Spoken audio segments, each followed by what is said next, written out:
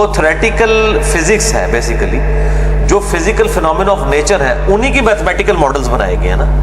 تو تھیوریٹیکل باتیں عام بندوں کو تو فارمولے بھی نہیں سمجھ آئیں گے. شروڈنگر ویو ایکویشن کیا ہے، 4 آرڈر ڈفرینشیل ایکویشن کیا ہے، اور اسی طریقے سے سومرفیلڈ کی تھیوری کیا ہے، ردرفورڈ کا ماڈل کیا ہے، عام بندوں کو تو اس طرح چیز سمجھ نہیں آئے گی. لیکن عام آدمی کے سامنے جو فزیکل فینومینا آف نیچر سامنے نظر آ رہے ہیں، اس میں تو انسان کی کسب پرسی ہمیں نظر آ رہی ہے.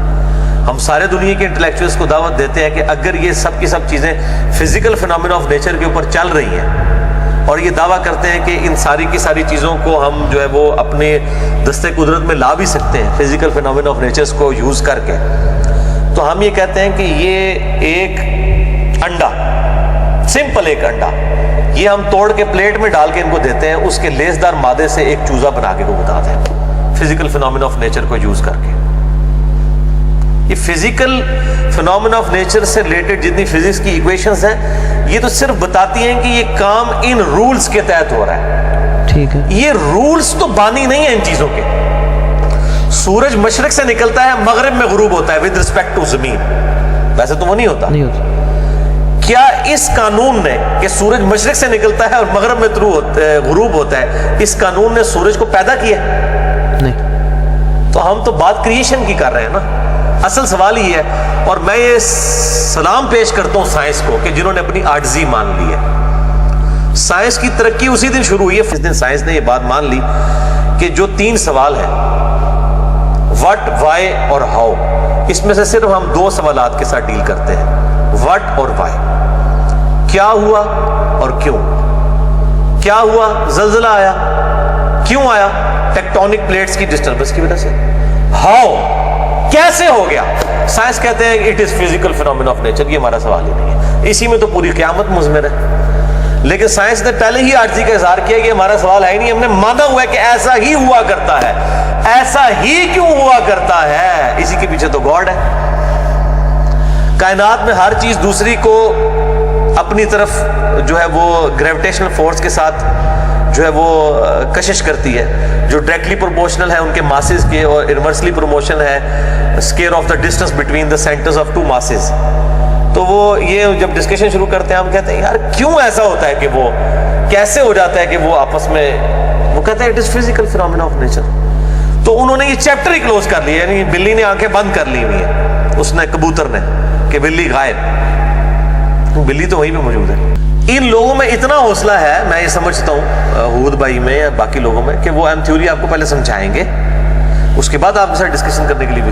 یہ ان کا کبھی دعویٰ نہیں ہے کہ آپ کو پی ایچ ڈی کی ڈگری، یہ علماء کے دعوے ہیں کہ آپ پہلے جناب 10 سال صرف ناپ پڑھو، پھر 20 سال ایپ پڑھو، حالانکہ انہوں آپ بھی کچھ نہیں آتا جاتا. ان لوگوں کے یہ دعوے نہیں ہوتے. آپ عام فزکس کے بندے کے پاس چلے جائیں نا، کسی پی ایچ ڈی کے پاس، اور اس سے کہیں مجھے فزکس کی یہ چیز آپ سمجھا دیں، یہ کیا ہوتی ہے فزیکل فینومینا آف نیچر، وہ بڑے شوق سے آپ کو محبت سے سمجھائے گا، وہ بڑا آنر فیل کرے گا. اس کی بجائے آپ علماء سے اگر مسئلہ پوچھنے کے لیے چلا جائیں اور وہ اس کے مسئلے کے خلاف ہو، تو وہ تو کہے گا جی کتوں آئے ہو، کیڑے اسٹیشن تو بول رہے ہو تسی. فزکس کی فیلڈ کے لوگ ہیں نا جو سمجھدار سلجھے میں، ان میں اتنی جرت ہے کہ جب وہ اگر آپ ان کو ان کی ٹیکسٹ بک سے کوئی بات بتا دیں گے نا، وہ اس بات کا مذاق نہیں اڑائیں گے اور کہیں گے نہیں آپ کو سمجھ نہیں آیا، یہ تو یہ لکھا ہوا ہے. وہ وہی لکھا ہوا ہوگا، وہی کو کہہ بھی رہے ہوں گے.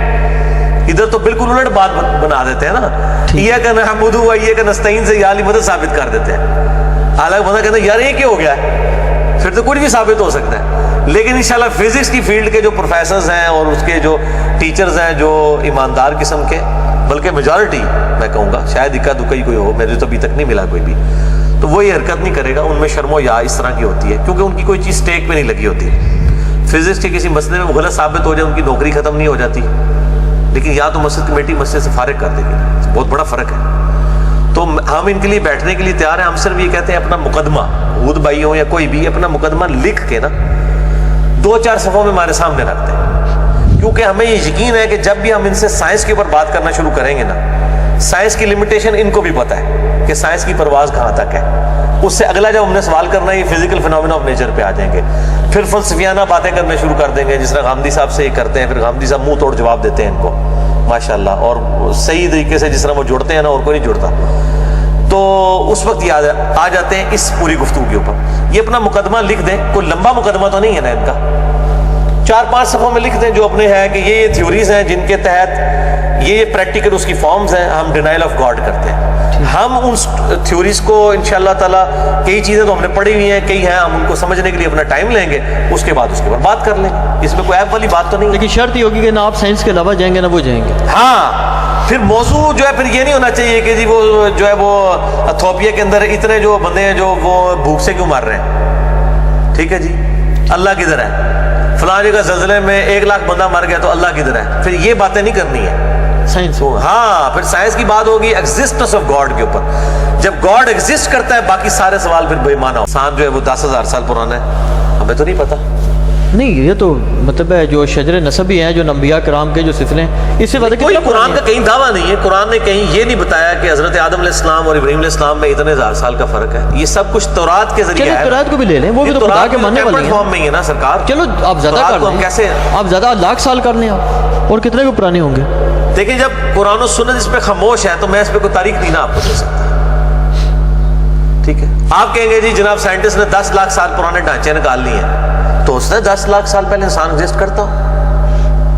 ہمارا تو دعویٰ ہی نہیں, قرآن کا کہیں دعویٰ ہی نہیں ہے. قرآن کا صرف یہ دعویٰ ہے جس کو سائنٹسٹ بھی مانتے ہیں کہ ایک انسان سے سب پیدا. ہم پریکٹیکلی یہ بات کرتے ہیں کہ ایوولوشن اس اعتبار سے تو ہو رہی ہے کہ ظاہر ہے کہ انسان کو جو اللہ نے عقل دی تھی وہ آہستہ آہستہ ایوالو ہو کے چیزیں, تو ظاہر ہے کہ آج سے 1000 سال پہلے کے انسان نے تو اڑنے والی کوئی جو ہے وہ چیز نہیں بنا لی نا, ایروپلین, وہ تو آج کے انسان نے بنائی ہے نا, موبائل فون. نہیں, وہ جو آپ ایک دفعہ بتاتے تھے کہ ڈاکٹر صاحب بھی کہا کرتے تھے کہ شاید اس انسان سے پہلے کوئی اور انسان نما مخلوق ہی تھی. ہاں, جو کہ شاہ صاحب کا موقف ہے وہ جو سورہ ال عمران میں آتا ہے نا کہ ہم نے آدم کو چن لیا اور نوح علیہ السلام کو اور ابراہیم علیہ السلام کو. وہ کہتے ہیں آدم کو بھی چنا گیا تو اٹ مینس کہ کوئی اسپیشیز ایسی ایگزسٹ کرتی تھی جس میں سے حضرت آدم کو چنا گیا. اور وہ جو تمہیں ایک جوڑے سے پیدا کیا سب کو, وہ پھر اسی سے وہ لے کے چلتے ہیں نا اس کو. اچھا, ہاں, باقی یہ چیزیں جو کہ قرآن پاک میں اس حوالے سے علم جو ہے وہ ہمارے پاس کوئی اتنا ڈیٹیل نہیں دیا گیا, لہٰذا اس سے اینڈ رزلٹ کوئی نہیں نکلنا. نہ اس طرح کی بحثیں کرنے سے کوئی, قرآن و سنت نے کہیں دعویٰ ہی نہیں کیا اس طرح کی چیزوں کا. ٹھیک ہے, دعویٰ ایک ہی ہے کہ ایک انسان سے اس کا جوڑا بنا ہے.